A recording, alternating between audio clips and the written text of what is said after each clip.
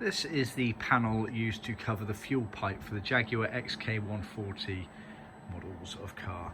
Strictly speaking, this is out of a 140 Roadster Open Two-Seater. However, they're all the same for the XK140s, and in fact, they're pretty much all the same for all the XKs.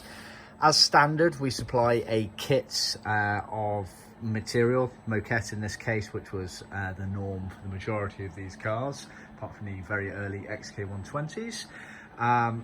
We supply the parts separately or as part of our trim kit. However, on this occasion, our customer, who is a UK customer, has sent us his old panel for us to retrim it for him, so we've done that.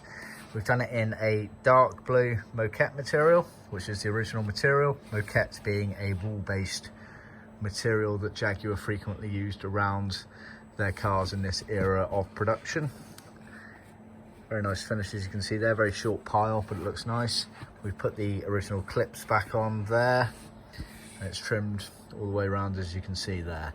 So, like I say, we normally just supply the material cover for that as part of our trim kit or sold individually, and this is how it's trimmed. Obviously, if you want to send us your old panel, then do so, and we can retrim it for you.